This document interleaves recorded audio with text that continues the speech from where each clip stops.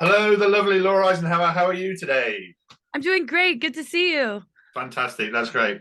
So, since I last spoke to you, what have you been up to? Have you done anything exciting? Been anywhere? Yeah, I just got back from Portland, Oregon. Just spent some time with the publisher of my book, Brad Olson, who's a public speaker, author of about 10 books. So it was really wonderful to just be with him in person to work on the final edits and some pictures and captions. And so that's my latest trip. Really Right. looking forward to Avebury and this Shine Festival coming up. Yeah. So So, how's the book going? Have you finished? Is it done? Is it being edited?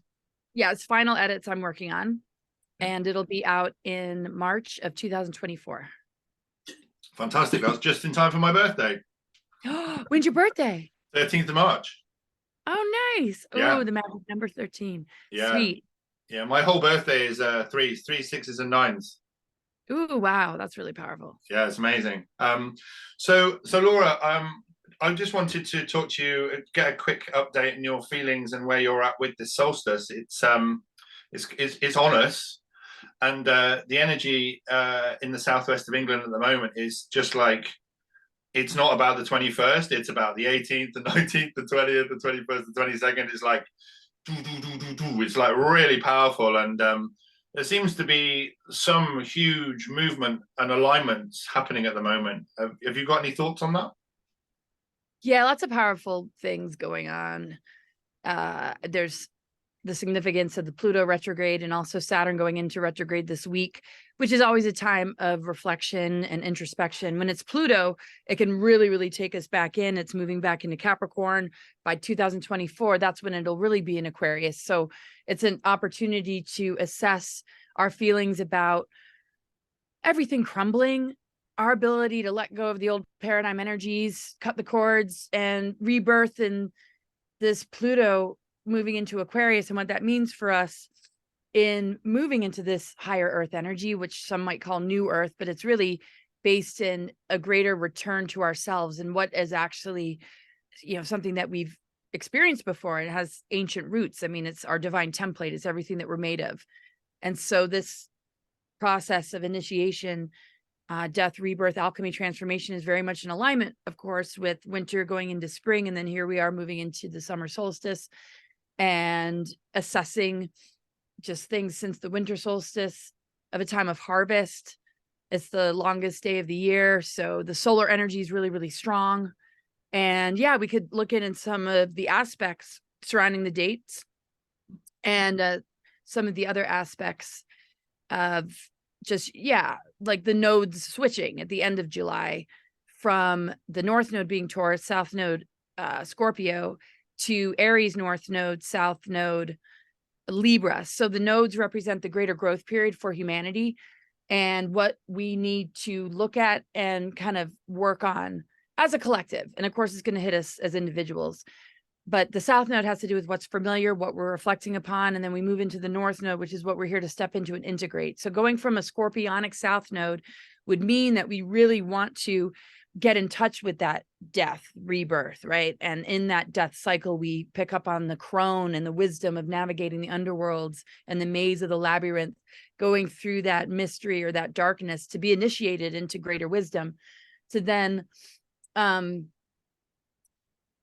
move into the Taurus energy, which is ruled by Venus. It's an earth energy and has to do with self-worth. And basically we're redefining our self-worth on our own terms as we move away from the inverted matrix and all the programmings that have defined self-worth or influenced our self-worth and self-esteem based in the reward system and all the different things that we know can play on our sense of identity. So now moving into Aries North Node, it's like, okay, let's solidify that I am creator self, that solar plexus Mars energy in reflection of the Libra, which has to do with, do we have internal balance? Are we integrating polarity? Are we, forming harmony with our friendships and relationships and with ourselves and seeking the greater justice in the world by working that energy within?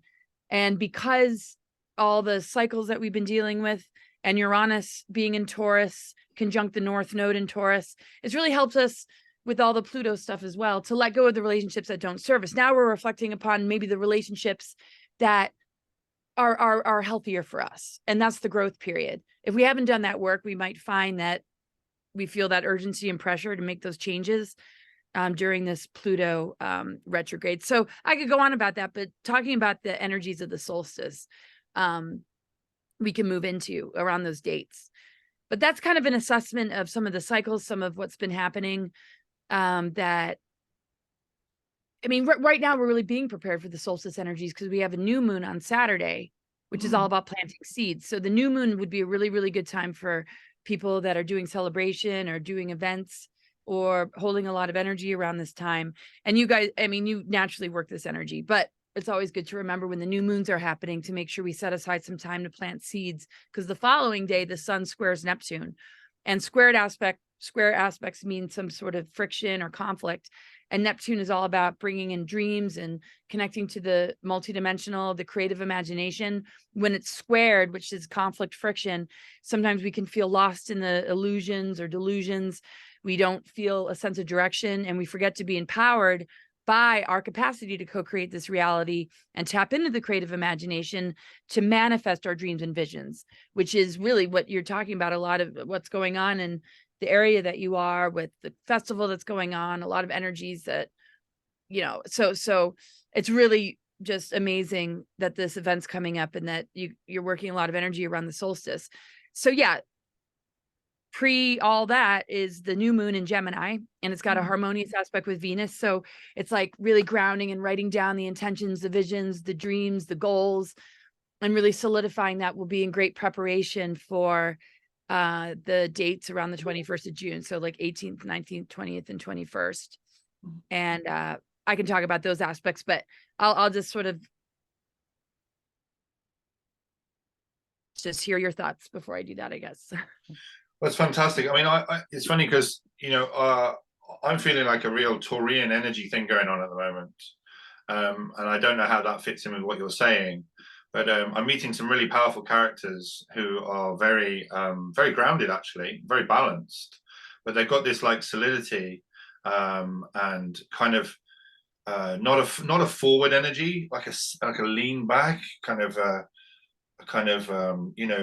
very how can I put it? It's not like a lean forward thing. It's not like an active thing. It's like a reactive, but very powerful. Grounded.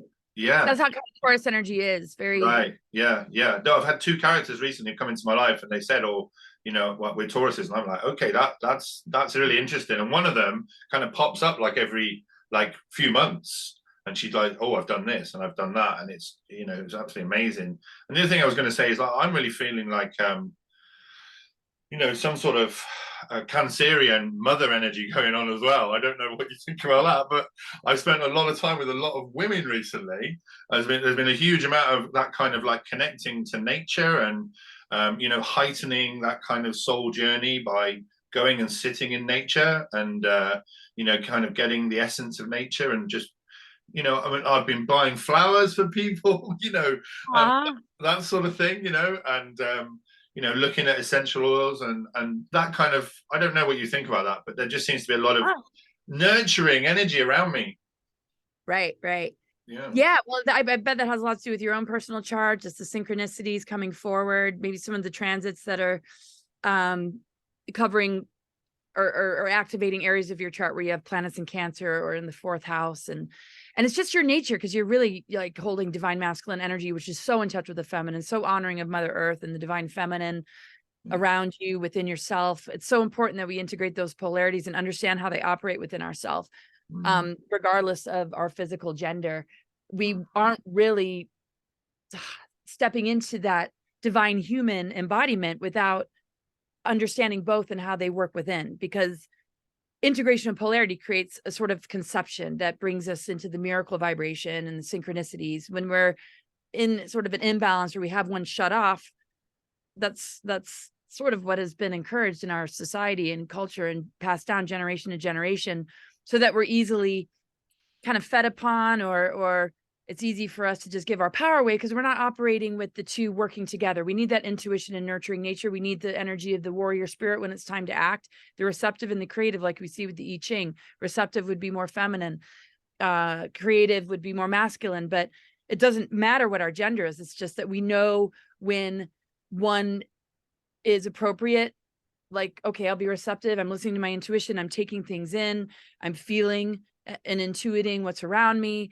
And then the creative energy, the right side of our brain, it would be, okay, time to take action. And more the warrior energy, and also the protector of our inner divine feminine. So how it shows up in life allows us a chance to find that internal balance. So what you're attracting right now is just really lighting up that part of you that is such the energy of a Christ conscious being, because that's what the Christ energy was all about. The original teaching of the Essenes was all about the mother, and the patriarchy and a lot of distorted texts have really made it difficult for people to get in touch with that. So it's really, wonderful. And of course, we'll be moving into the Cancerian energies very soon. That's the sign that follows Gemini. Amazing. So we've got several events coming up, and I've called a Shine Seminars meditation on Glastonbury tour. And I just wanted to ask you about this, because we're not doing it on the 21st. We're going to do it on the 22nd. And we're doing it at 3:33, so 33 minutes past 3 on the 22nd. Have you got any thoughts about why that might have been chosen as a time and a date? That you're going to be... We're going to be in Glastonbury. Right. Well, that's actually the day that the sun moves into Cancer. Right. Oh, okay. Well, there we go. That's maybe that right after the solstice, right? I mean, and then it's just like, boom, you're in that mother energy. And there's a lot of healing that has been needed. When we look at the Gregorian calendar, the disconnect from the 13 moon calendar, the artificial components of the Saturn moon matrix, which when those distortions are cleared, Saturn holds the higher octave of self-mastery. The lunar energy is not, being controlled or exiled by that authority or tyranny or tyrannical force of control that we see manifest in so many different things in our world. So I really feel, because these are the ley lines and energy centers, Stargate energy centers, going from Avebury to Glastonbury, of the sacred union of the alchemical marriage, and those grid lines needing so much healing through embodied people that carry that. I think the significance is that these are potent dates to really just hold that and be in that flow of energy with what was originally what those energies originally were before they got unplugged, and reversal grid energy got like in the way of people really being able to get in touch with it. And a lot of new age overlays and a lot of weird things that aren't, as harmful as other things, just haven't made people as conscious as the energy work that has been necessary in some of those locations, which I feel you absolutely understand and know, and the kind of people that you're working with and connected with understand as well. If that resonates with you, that's it really does, Laura. It really does. We're just being called up to we're being called to show up wherever we're meant to be, and that's what I feel. And it's interesting. I haven't been to Shaftesbury for years, and I don't know whether you know about Shaftesbury, but I never knew this. You wouldn't believe it. It's kind of like North Dorset, which is like South Somerset, and I found out recently, I didn't know this at all, but it's got this really interesting twinning with Glastonbury. And historically, it's always had this twinning. And I heard the other day that if the most powerful family in Glastonbury married the most powerful family in Shaftesbury, it would be the most powerful family in Europe. Is that? I'm not sure whether that's true or not. That's kind of like a Little Englander kind of way of saying, that's a really powerful energy there. But I got called to. I'm doing this talking in Shaftesbury on the new moon, and it was only like 10 days ago that I kind of went, hold on, this is like Shaftesbury, and it's the new moon, and it's the 18th. And, it was really, really powerful to kind of realize that I was connecting with something that was happening, that it's like I'm not conscious of it. It's just, I've been called to go there, and I haven't been there for years. And it's a beautiful welcome. And the two ladies who are putting on the event are like, you're speaking at the top of the Billy line. And I was like, really? And it's like, yeah, you've come down here, and she just said, we want you to kind of activate the people, and let's get it going, sort of thing. So it was really fascinating to be invited to that talk. It was really good. Just talking about intentions and things. And do you have anywhere in America that people kind of go to like we do here? Like, is there places at the solstice that people come to, or is there that connection with the land? Yeah. Yeah. Yeah, I mean, like, there's Mount Shasta, there's Sedona, there's just a lot of just high energy, kind of what people would call vortex kind of towns and areas. And of course, nature and just the surround, it means more the nature. And then, an area that would be, where people can, gather, but it's more about the nature that surrounds, because of these energy vortex places. So yeah, people go to Sedona, to Shasta, and to some of these, just wherever they feel called. And it's funny because Yeah. what you just said, you don't really know what and I kind of have this thing that I say to myself, I don't know what I'm doing, but I'm doing it anyway, because it's just you're just doing it, and there's that guidance. And sometimes it doesn't show up, like the reasons behind it, or what you've actually done, or what actually happened, or what you're being called to do, until you're really there. Yeah. So it's kind of funny. But yeah, there's a lot of really powerful places, of people gathering. I think just being with nature is the number one thing, and just right, wherever one is, if you're in nature, right. And there's going to be, just where one would consider it to be a more powerful location, sort of like, Avebury and Glastonbury are considered in England. But a lot of times, I mean, where there isn't a lot of high energy would be where some are called to kind of bring that energy in or through, in order to remove any kind of blocks or ley line distortions or things like that. And a lot of the most powerful sacred sites are the ones that are being interfered with the most because of what they represent. And so, yeah, having that awareness when one goes to a location, I think is why a lot of people are, called there. But not everyone, might be called for the same reasons. There's definite ones that just are truly there to, do the grid work and are called for that reason, which it sounds like absolutely you. Yeah. But any good energy that is brought to those locations, and just meditating and doing music and sound healing, and just really feeling into the land and what it gives to you, what you can give back, because that exchange, that relationship being restored between the mother and the children and of humanity, and all of us embodying that divine template, that relationship being restored and solidified as a really strong bond, is really what activates our dormant DNA and helps us to really stay strong on that organic ascension timeline. Yeah, it's really interesting because when the two meditations the last two we've done, I've said to people, bring along some drums, and let's do some drumming and stuff. And this time it feels like we're more kind of in a woodwind chime sort of bell, like really kind of like really high frequency sounds. So not doing like a kind of a tribal drumming thing. It just doesn't feel like that. It feels like we're in this like rarefied air of just, it's almost like the rustling of the leaves, and maybe the birds, and even like the buzzing of like bees around you and stuff. It's much more kind of ethereal, the kind of vibe that I'm getting from this. And I think it's like a kind of a counteract to actually the huge energy that is going on, this enormous, like it's like a subterranean enormous amount of energy, because I've never actually felt a solstice quite as powerful as this. Wow. Myself personally, I just haven't. It's just wild. And I just thought, what, actually drumming is just like, that's like a real yang over the top, like male, we're just going to explode if we add to the energy. So it's like, well, let's just like counteract it with chimes, and just gentle, it's almost like whispering, or even whistling. I don't know whether you guys in America whistle, but oh yeah. So yeah, it just feels like there's a real balance going on there, and just working with it, and just trying to roll on through this thing. It's an amazing alignment that kind of seems to be happening. So yeah, and you're so tuned in and just really feel it, right? And it's just, it's like you'll stop yourself and be like, wait a second, something else is coming through, instead of just charging ahead with the first thing that comes to mind, which is so important, and why I feel like just all the synchronicities connected to just powerful women, and just your connection with Mother Earth is so strong. It's really cool.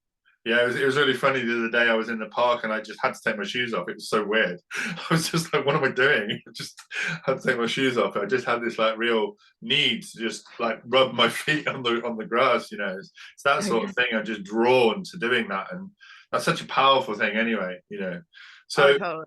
yeah, absolutely brilliant, absolutely amazing. So Laura, you're actually concentrating on the 21st. What are your thoughts on, you know, that actual, you know, that day before it moved, you know, the Cancer and the Mother Earth, we move into the Cancer. What do you feel about that day? Because I feel it's going to be, you know, what's amazing? I've not actually put anything in the diary for the 21st.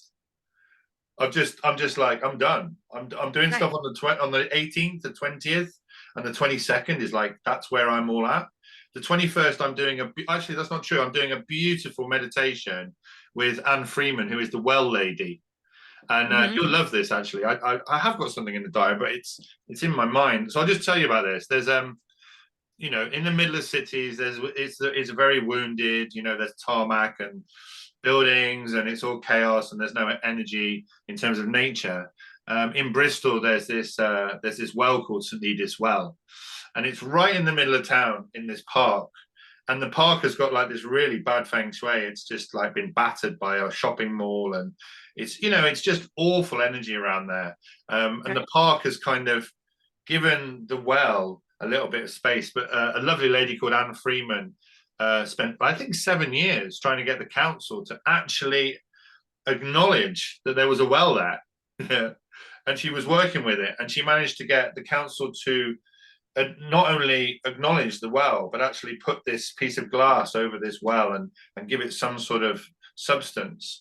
And we go there at solstice and at other auspicious times, and we just stand around and it's so weird because the last time we were there, the lady boys of Bangkok were there. I don't know whether you know those people, but no, it's like anyway, let's not go there, but it's like a circus, you know. And there was all these generators and all these fences and everything, and we got there and it's like, well, we can't even get to the well, so what's going on, you know? And we spoke to the manager, and he actually pushed all the fences back, and we managed to, you know, we put some water down and we put some petals down, and we just had a moment with the well, and all the people were shopping, walking past us, you know, middle of Bristol, you know, and we just did this lovely little ceremony, just bringing the water back into life and just Oh, saying wow. thanks and being with it. So actually, I'm doing that midday on the 21st. Oh, nice. Yeah, that's, Well, you know, holding oh, space for cool. the Yeah. water. Oh, that's wonderful. That is so powerful. That is incredible. Yeah. Yeah. So, I mean, sun's about to move into Cancer. Moon will be 0 degrees Leo on that day. Venus and Mars also in Leo. So it's a lot of Leo energy, which is very, you know, creative. It's all about just our creative side, doing what we love, like the music and the arts and the inner child, and it's ruled by the sun. So solstice energies and sun energy. Um, then the sun, yeah, and Gemini moving into Cancer. Let's see what else. Mercury will be in Gemini. Pluto and Saturn are retrograde. Saturn is retrograding in Pisces. Pluto's retrograding into Capricorn. And so I don't think there's any major square aspects. And that usually just comes up as something to work on, which just with your, you know, intuitiveness and sensitivity to the energies, you'd be able to feel those squared aspects that can be very catalyzing. Like you feel it and it's like, okay, this needs to come in order to smooth that out. And squared aspects just, yeah, they're very catalytic, but when we're not conscious of them, we can sort of loop in the shadow element of it where we can feel blocked or we're not rising to the challenge of what that aspect is asking. And so any kind of difficult energies would be easily kind of smoothed out because you're working, you know, one's working with nature. It's more in the interpersonal relationships and within ourselves that those squared aspects can get the best of us. But, you know, these are really, you know, powerful energies going on, and it's just super awesome. And if we're retrograding before it all goes into Aquarius with Pluto, Saturn back into Pisces. Saturn's not getting too far out of Pisces around the time of the solstice, but it's allowing the everything that needs to still be purged to be released. And where Saturn's retrograding is it's asking what is one still hanging on to with the old paradigm energies or inverted matrix? What agreements do you still feel are holding one back, right? So that might come up for people in the group to process on their own, but when it comes to the earth, just what the energy is being worked with the earth is getting it out of these reversals, the mistreatment of Mother Earth and all the dark cycles of history, and how the mother energy is so anchored back into the planet. And this time of awakening, this time of ascension, is really the return of the mother within ourselves. And, you know, on a planetary level, that energy is more grounded than ever. That rise of the divine feminine in balance with the divine masculine, the ability to really light up our divine blueprint, with the emphasis on the mother, just because of how that has been marginalized or demonized, or just not so much the mother energy, maybe some of the archetypes connected to the mother. So it's also about seeing that and clearing that, which you're naturally bringing into everything that you're doing, because that's so much of what you carry and what, you know, these kind of events are all about, and what those ley lines in these areas are all about, is reclaiming that sacred union and how that corresponds with our own DNA, to activate what's been junk and what's been scrambled, so that it holds, you know, this alchemical marriage, which is a part of that greater work to break through all those things that have put the frequency fences and programs and ancestral patterns we've been working through, as the challenge of us as humans to embrace, in order to return to our truth frequency, to our sovereignty, and everything that this greater work is about. And of course, we all experience it in our own ways, but I think this is why you feel that this is the most powerful solstice, because we're in these critical times, because in removing ourselves from it, we're not being siphoned and harvested or used, and we're not in the fear that they're trying to push on people. We're free from all the psyops. So it's really holding the sacred flame and holding the ground and the forward momentum of what it means to just assist souls in recognizing the organic ascension timeline and the inner shift that is claiming what that means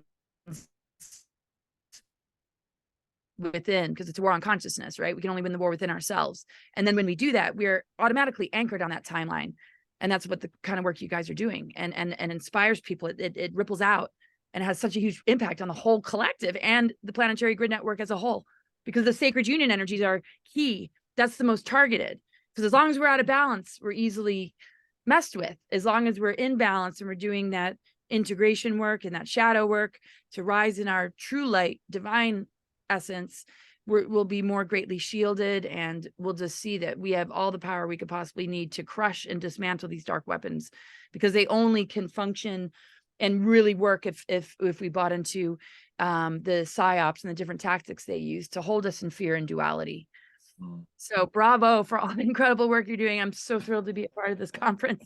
It's going to be incredible, Laura. I'm just absolutely blown away by the response. And, I've got some great people coming, and I think I've got some special guests coming who I'm not even going to put on the bill. I'm not going to advertise them. They're just going to be there, So that's really something. I've got a great guy coming he's called Buster. I'll just tell you, he's a beautiful, beautiful man. He knows a lot about, he's got this nuanced kind of life with nature. He uses like copper spades and copper trowels, and he's really into that kind of real energy with, because I don't know whether you know, but when you use a steel or an iron piece of equipment in the earth, it just shatters the soil. And it's one of the ways in which we've been separated from nature. But if you use copper, it actually activates the soil. And he's really into all that. And he kind of grabbed my attention because he's got a few videos on YouTube, but not very many, and he's not very well known.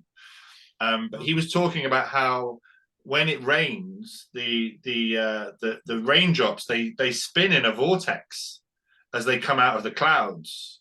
And when they hit the ground, they activate the ground with their vortex energy. They're structured.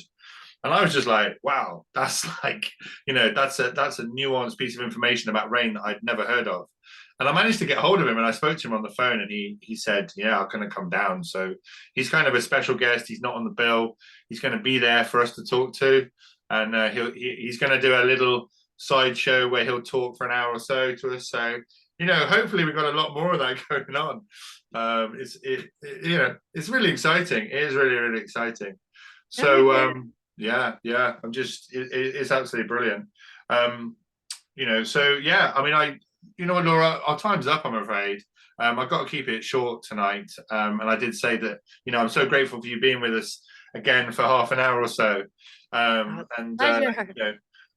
we've got a great summer ahead. And what are your thoughts? Just because our festival is the 4th, 5th, and 6th of August.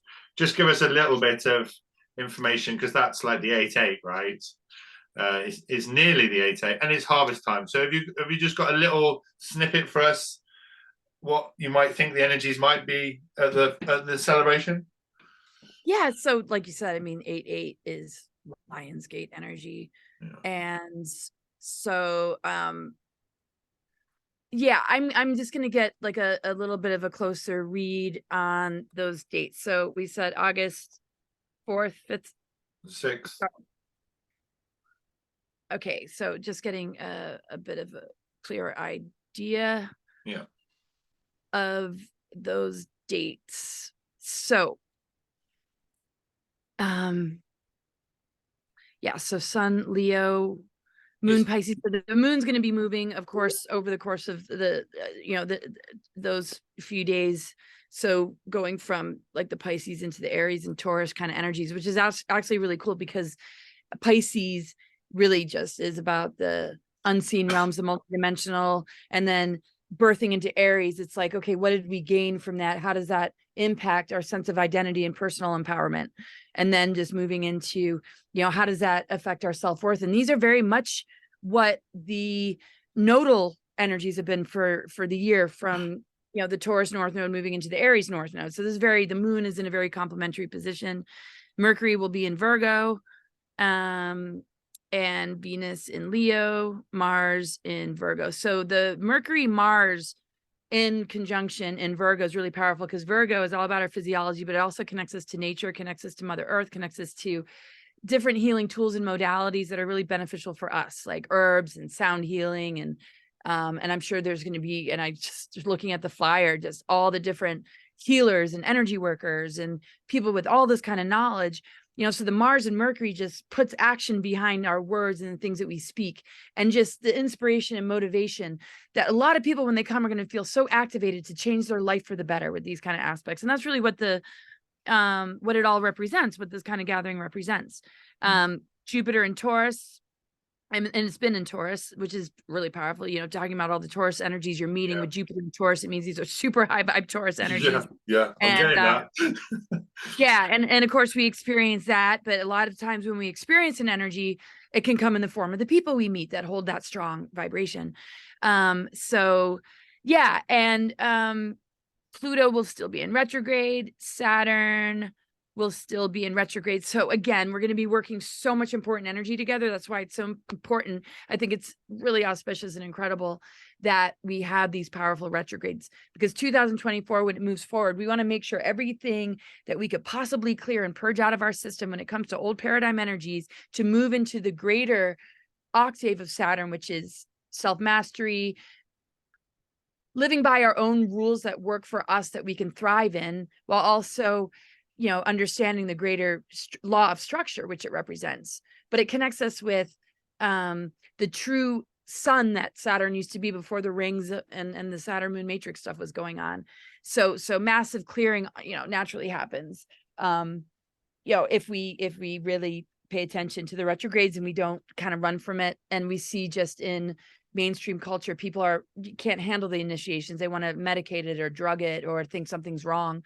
But really, when we understand what it's all about, it's a complete and total initiation and transition into something truly beautiful. And to be able to hold space for that, not get locked into or pulled into those inversions, is absolutely what this is about. And it's a very powerful time to come together to really solidify it within our own being, so that we carry that forward and we impact everybody that we come across when we go home to wherever location we're living in. So I'll leave it at that, because I know we got to go, but it's always wonderful to talk to you anytime. Brilliant. And thank you so much. Yeah, I hope that was Laura. helpful. Yeah, no, hey, look, enjoy yourself, whatever you do. Look after yourself. You're much loved. And big hugs to you all over there. And we'll see you next time. Okay, excellent. Thank you. Bye. Bye.